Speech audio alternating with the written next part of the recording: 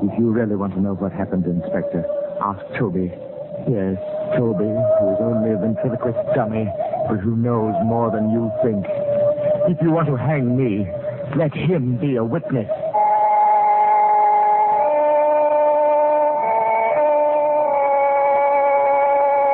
Out of this world.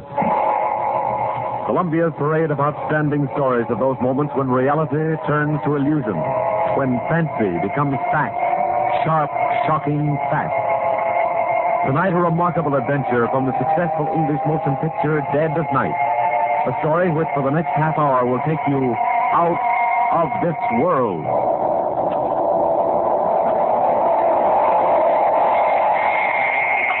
Stop!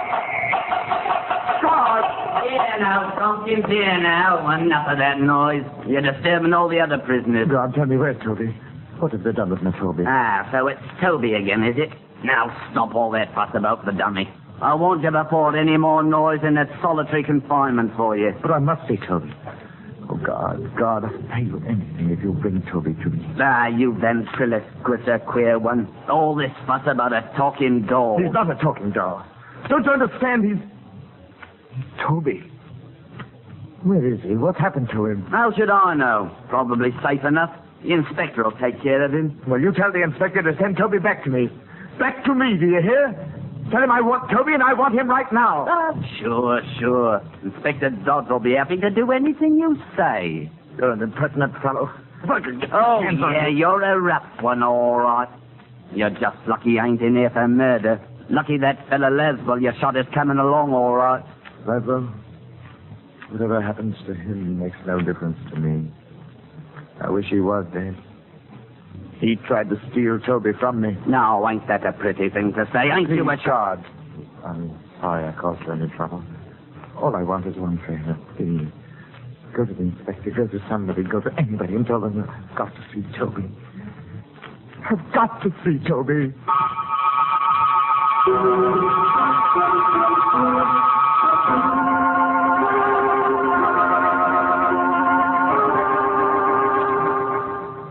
Tompkins, Inspector. He's raising a devil of a row down in the cells. Keeps yelling he wants his dummy brought back to him. I see. Well, if letting Tompkins have the dummy will keep him quiet, perhaps we can arrange it. Oh, good heavens, sir. Is that him there, in the chair? Huh? Oh, yes, that's Toby. Oh, Joe. Sits up in the chair real lifelike, don't he, Inspector? Amazing, ain't it? It's fantastic that a man could be attached to such a thing. Queer how Tompkins keeps saying, if you want to know why he shot Laswell, ask the dummy. He's an odd one, all right. Imagine asking anything from the likes of this. Such a blank, idiotic little face he's got. Yeah. So you're Toby, are you? So it's you that's responsible for all the trouble I'm having with your master today. Poor Mr. Tompkins. If I wasn't a mild man, I'd change that smelly smirk on your face. I'd give you a real sad look, I would. All right, now hold on there. Do you think that stick of wood will answer you? Eh? Oh. You know very well only a ventriloquist can make a dummy talk. Well, sorry, sir. I guess I did look a bit foolish. Yes, so before we all do, we'd better get to the bottom of this. God, bring Tompkins up here. Time we had a little talk.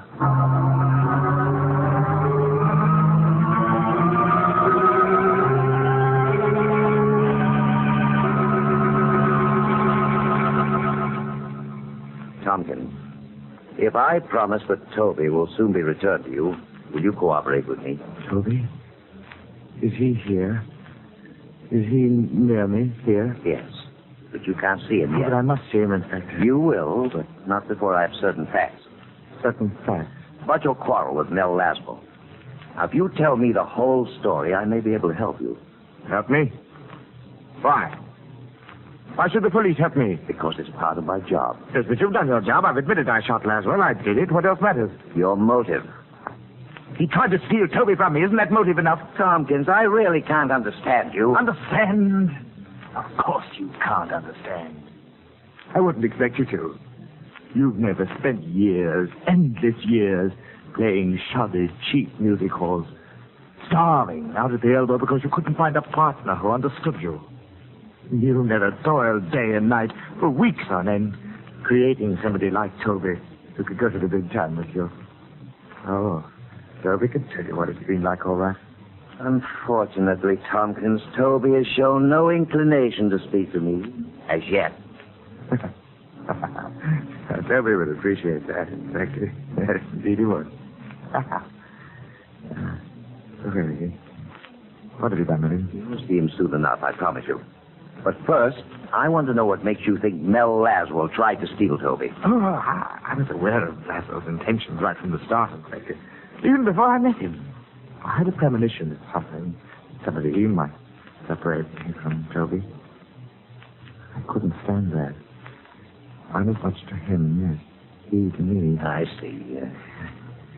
When I met Laswell at the club that night, I realized almost at once that he might be the one to cause the trouble. I suppose you've seen Laswell, you know the sort he is. A regular troublemaker. Yes, Tompkins, I've seen him. Now come to the point. Well, as I intimated before, Toby and I have been playing all the better music halls for the last few years. Top billing, you know. And then we got our engagement at the Kit Kat, West End nightclub. That's about as high as Toby and I, or any act for that matter, can go. We were standing backstage, waiting for the dance act to finish their turn. It's only a standard act, not particularly hard for us to follow. And then Bigelow, the master of ceremonies, came along. Glad to see you ready to go, Tompkins. You're on as soon as they finish the waltz. We know our act, Mr. Bigelow. Well, just so you know yours as well. Not Toby. Well, I don't want him to forget to take the chair out tonight. I have the chair right here. Now, don't worry. It won't happen like it did last night. And do us the favor of getting off the floor when you've introduced us. You messed up the whole first part of our act standing behind us. Here, now, don't say that. After all, it was your opening night, and how was I to know your act? You did it deliberately. You were trying to cut in on our laughs. Now, look here. I don't have to take this kind of stuff. Toby, that was not at all professional. Mr. Bigelow, I apologize, since Toby doesn't seem to have the grace to do it. Very well, I accept it. Eh? Well, well, now, what do you think of that? How's you take me in, Tompkins? Deuce if I don't get to thinking that dummy is a living thing. Bigelow is a terrible ass, isn't he, Tompkins? By Joe, it's remarkable. Tremendously real, you know, the illusion. Oh, rock. Oh, by the way, you'll want to be particularly good this evening. You have a rival out there. Mm-hmm. Who? Laswell. Mel Laswell, the American. The ventriloquist from the States. Laswell? Oh, don't tell me you haven't heard him on the wireless. Here, look. Have a look. He's at the front table over to the left. Oh, yes. Yes, I see him. And who's the gorgeous young lady? His wife. He's awfully good. World's greatest ventriloquist, I've heard say. I like her. Don't you recognize precisency, Bigelow? He may be the best, and again, he may not be the best. And you're pretty jealous, aren't you, Tompkins? I'm nothing of the sort. In fact, you'll feel more uncomfortable than ever tonight working in front of a real artist. Now, see here, Toby. But as usual, I'll carry you along. You'll carry me. I'll have you know I carry this out. Please, both of you. Stay out of this, fat mouth. Now, see here, joke's a joke, but when you used to... By George, you took me up the road again, Tompkins. I thought you and this wooden imp were rowing. As though he were human. Imagine me thinking he's actually human.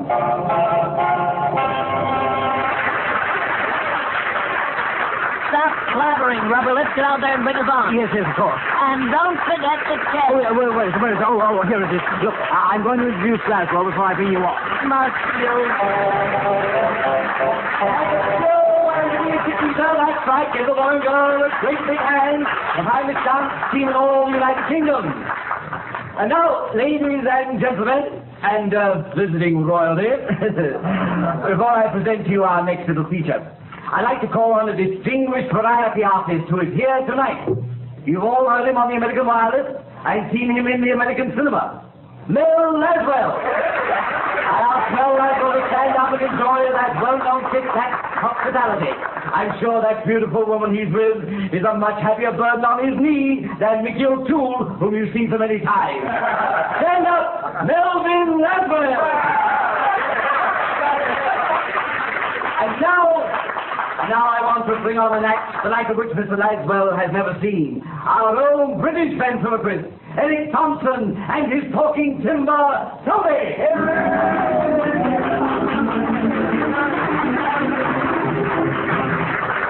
Well, good morning. Hey, Tompkins, go easy on that morning stuff. How come, Toby? Oh, that man over there looks like the truant officer. Why, that shouldn't bother you, Toby. You've been a very good boy, haven't you?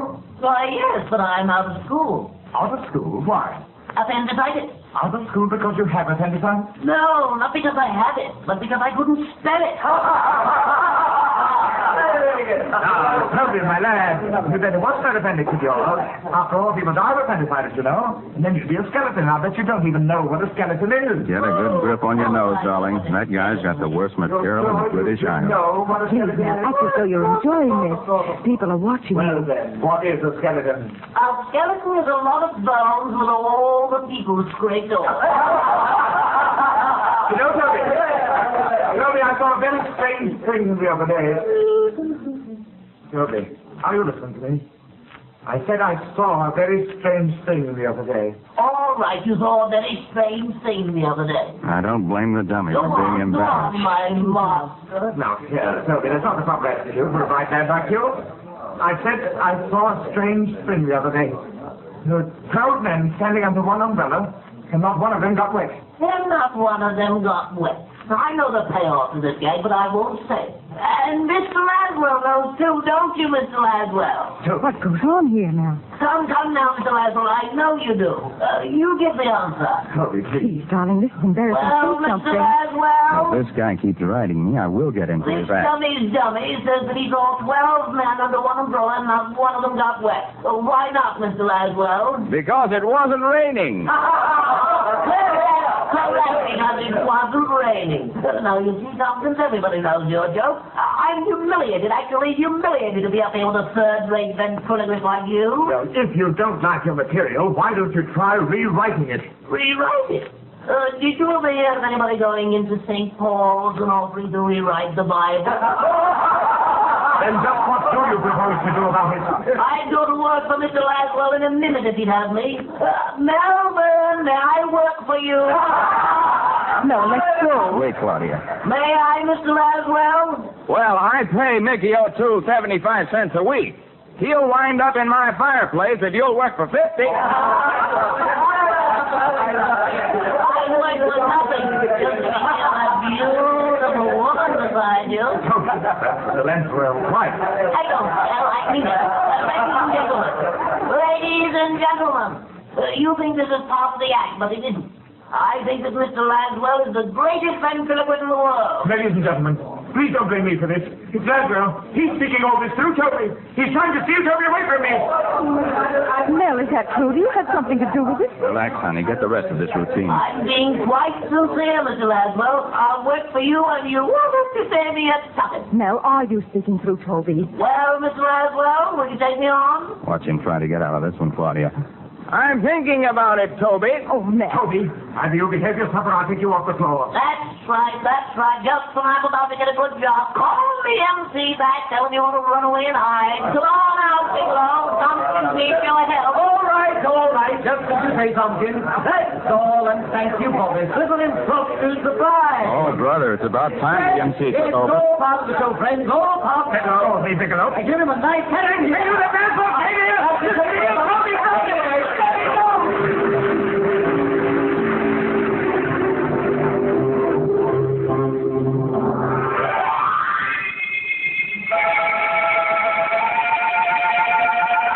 That's how I knew, Inspector, that Laswell had taken more than casual notice of Toby. Oh, I could have forgiven him for his interference on the floor of the club. That might have been mere professional discourtesy. But there was something else in Laswell's attitude that made me fear the man. It was his personal interest in Toby. Now, he wanted to separate us. I became certain of this later when he came back to my dressing room pretending friendliness. Anyone in there? Who is it? No, Laswell, Tompkins. Mr. Laswell. Well, Oh, how do you do? You mind if we come in for a moment? all right. Please do. This is my wife, Mr. Tompkins. Mrs. Laswell. Mr. Tompkins? Won't you sit down? Throw those dressing gowns on the floor. Thank you. Well, so this is your boy. Nice carving job. I'm very handsome. Don't you think so, Mrs. Laswell? Well, you certainly are, Toby. Tompkins, I've been curious to know who made him for you. Don't put your hands on him. Oh, well, I prefer that you left Toby alone. Well, certainly you needn't worry. I'm quite handy with dummies myself. You certainly surprised me with that little act out front. Your own part in it surprised me, Mr. Laswell. Oh, believe me, Tompkins, I never... You didn't intended explain to. anything. You'll see, Mr. Laswell, Tompkins' attitude requires some sympathy. He's quite aware he's not our equal. Keep quiet, Toby. Tompkins, how far does this gag go? That depends on you, Mr. Laswell, and on just why you came to my dressing room. Oh, only professional courtesy. If you've come to make some sort of a bargain for Toby, I am not going to permit it. Now, wait, Mr. Tompkins. I will not have Let's it. wait, Tompkins. I will not permit it. Whatever the Laswells have to say to me is my affair. You might even pretend you're a gentleman and make a grateful expert. Toby, if you're trying to make me look ridiculous... I'm succeeding. Yes, I know. Now go on over behind the screen and get your makeup off. Very well, Toby, but I warn you... Beat it! Pay no attention to him, Mrs. Laswell. I don't. Well, I don't understand. This fellow's amazing. Not at all. He's stupid, really. Constantly interfering in my affairs. Mrs. Laswell, now that we're alone, may I tell you something? Something I'm sure you've heard before. What is it, Toby? That you're very beautiful. That I'm very fond of you, Mrs. Laswell. Oh, now, look here. And whatever Tompkins thinks, Mrs. Laswell, you're really a very nice woman. Well, I'll be... No, I don't like this. Tompkins. Yes? Come out here. Well, what is it? How far do you want to carry a joke? A joke? Either you apologize to Mrs. Laswell right Apologize now for what? for the last crack you just made through Toby. Did I? Listen, you... Really, Mr. Laswell, I don't know what you're talking about. Mel, darling, let's get out of here. You're not going to leave me, are you, Mr. Laswell? Please don't. You're an awfully funny fellow, Tompkins. Don't blame me for all this. Take me with you, Mr. Laswell. I just want to be near her. If you're afraid I'll make love to her, you needn't worry. I wouldn't. Tompkins, this is the most disgraceful demonstration I've ever heard. What can I do about him? Mel, please, come on. I love her. I'll do anything if you'll just let me go with you, Mr. Laswell. Anything. All right, Tompkins, you asked for it. Oh, no, Mel, don't hit him. Don't hit him. Oh, Mel, why did you do it? The man's not natural. What's going on? I don't know what's eating that fellow. A rib's a rib, but he doesn't know where to stop. I guess he got the last laugh on me, making me lose my temper. Well, he doesn't seem to be doing much laughing. He's all right? He's a bit done in. Can't say he didn't have it coming, though. Oh, darling, I'm glad he didn't break the dummy when he fell. And you do care what happens to me. I love you, Mrs. Laswell.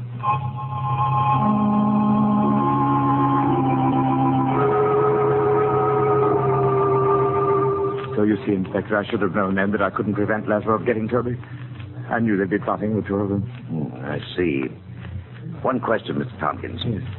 Would you say that Mrs. Laswell is an exceptionally attractive woman? To some men, perhaps. And since we know that you think and speak through the dummy, isn't it just possible that you may yourself find Mrs. Laswell appealing? Oh, what is this rubbish you're talking? Are you interested in learning the truth of what happened, or are you trying to muddle me up? I'd like to hear the matter out, Mr. Tompkins. As you well know, I was sacked by the Kit Kat on the spot. I hardly spoke to Toby all the way home. I wanted to impress upon him the misfortune he'd caused us. And at first, I hoped that Toby's attentions to Mrs. Laswell had embarrassed them both so much that Laswells would no longer feel any interest in him. But in my heart, I knew the Laswells hadn't finished, but at that very moment, they must have been plotting. Plotting their next move to get Toby away from me. I'll tell you what that next move was. In our hotel, I carefully turned the key in the lock. Toby and I were secured for the night. I put him in his own little bed and then made ready for bed myself. As I moved around the room, his eyes followed me scornfully. Then I thought of the revolver in my bag. I took it up. With the revolver in my right hand and the key in my left, I lay down on the bed and waited.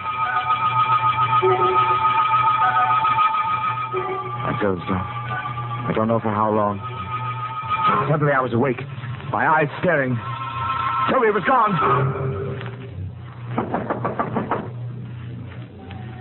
What is it? Laswell, I want to talk to you. Well, be careful. It's Tompkins. The door is locked. Where is Toby? Get out, Tompkins. Now come for Toby. Where is he? You've stolen Toby from me and I want him back. I don't know what you're talking about, but if you're referring to your dummy, I haven't seen him. Now, get out. Oh. No. What's wrong, dear? On the floor. On the floor at the foot of my bed. Toby. Toby, there you are. I found you. Oh, my poor little Toby, you've been kidnapped. Look, Tompkins, I don't know how your dummy got here. Toby. Toby, speak to me. Wake up, Toby.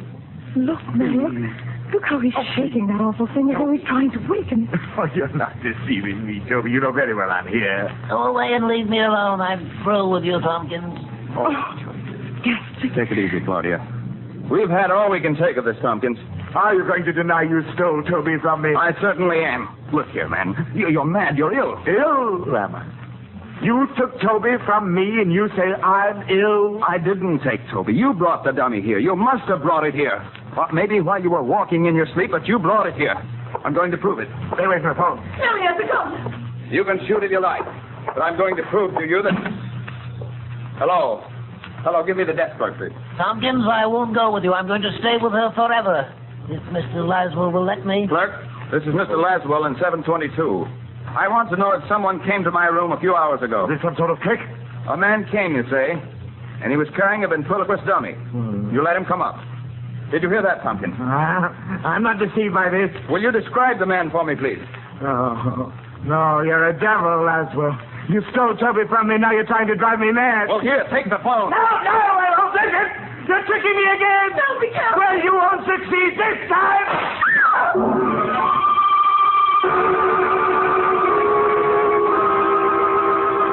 No, I don't deny that I shot Laswell, Inspector, but I believe the provocation was ample. I dare say you will agree. After all, Laswell turned a friend against me. An old and a very valued friend. Whom I miss very much. Tompkins, in due time, I may ask you to sign a formal confession on the basis of the story you've just told me. No objection. I'll sign it. Oh, by the way, Inspector, I wonder if now you might let me see Toby again. Well, I'd like to oblige you, but... It's only for a short while, sir. I felt rather badly about not seeing him, especially after our trouble. And if we were given a little time together, perhaps Toby and I could straighten out our affairs. Well, if you like, I think I can manage it. Perhaps have him brought down to your cell. Oh, thank you, sir. Thank you. Yes. Yes, I'm looking forward to seeing Toby again. I am indeed.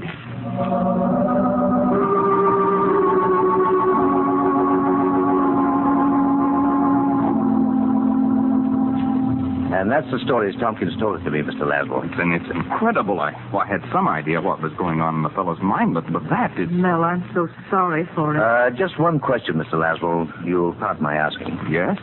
Did you have anything to do with what's happened to the Kit Kat? I mean, you didn't project your voice through Toby. Certainly not. So I thought. This business has me baffled. If I thought Tompkins might be more dangerous than he's already proved. Well, I'm afraid there is that possibility, Inspector. Huh?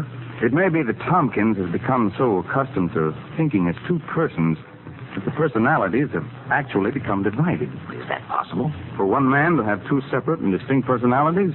Yes, that's not rare. Well, I'll admit I've never heard of anything exactly like this business. What will happen to him now? It's a battle that Tompkins will have to fight out within himself. As long as he's in that cell without the dummy, he may learn to think for himself as himself again. Good heavens, man. Look here, I permitted that dummy to be taken to the Tompkins in his cell. You what? Tompkins was so keen on having a dummy with him that Do you think that will harm him? Well, I don't know, but... Inspector, All right, here I am. It's that Tompkins, sir. Jerry knows something awful in this cell. What's happened? We put the big doll in with him, like you said, sir, and right off he began arguing with it, carrying on a fight, real lifelike. It's just like two people what hate each other. Laswell, you were right. Come on, we'd better get to them before it's too late.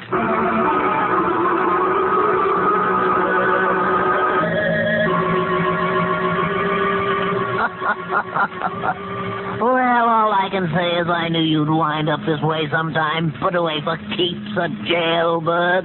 Oh, Toby, I can't stand having you talk to me that way. How can you be so ungrateful?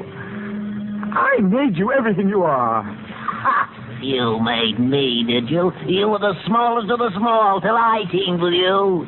Have you forgotten that once you were an empty, lifeless stick of wood? Oh, come off it, Tompkins. You're a regular slush pot of sentimentality. Please be a little kind to me. Get away from me. I can't stand the beggar. Why should I have anything to do with you? You've never done anything right. You couldn't even kill Lazarus. Oh, shut up, Toby. Shut up. Don't torture me. I wish you had killed him. Then his wife would belong to me. I could be with her forever. Oh, you fool. Don't you know that's impossible? You're just saying that you're jealous because I love her. Oh, no, I can't stand it. You're a monster. I've got to get rid of you. I've got to kill you, destroy you. Tompkins, take your hands off me. I'm through with you. Take your hands off. No. Kill you, you vulgar little swine. Get a people, little swine. You beast, dirty beast, you style.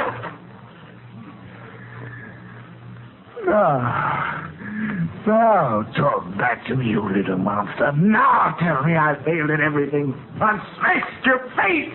You can't kill me, Tompkins. No matter how you try, you can't kill me. Come on,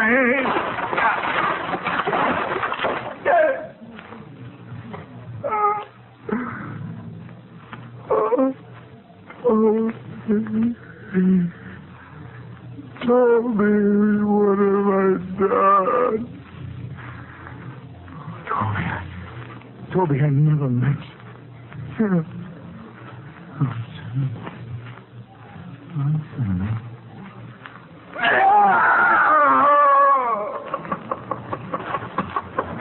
Down this way. There we are. Mel, he smashed the dummy. Steady, Claudia. Oh, it isn't real. It can't be. We didn't reach him in time. He seems to have fainted. I guess we'd better see what we can do for the poor devil. Certainly made a pile of kindling out of his dummy, didn't he? Oh, Mel, what'll it do to him when he sees what he's done to Toby? How is he, Inspector? He's coming around all right. Tompkins, come out of it. Tell him everything's going to be all right. He's reviving. He's opening his eyes. Come on now, I'll help you sit up. There's a fellow. Feeling a little better now, aren't we? It's dark. He's looking around for the dummy. Here we are, Tompkins. I guess this is what you're looking for. Your tummy's broken up a bit, but he'll be all right. He said he'd kill me, but I told him he couldn't. I killed him. Isn't that wonderful, Mrs. Lazarus? Tompkins is dead. Now we can be together forever, the three of us. You want me, don't you, Mrs. Laswell? You've got to want me because I think you're beautiful. And I love you, and I'll be your slave always and always.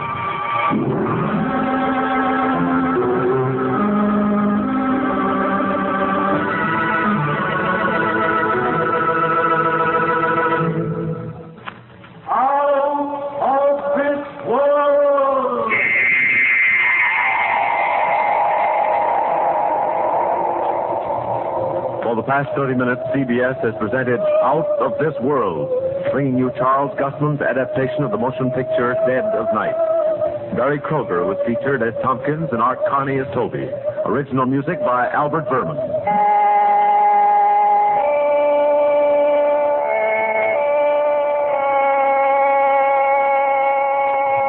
Out of This World is directed by John Mosman for CBS, the Columbia Broadcasting System.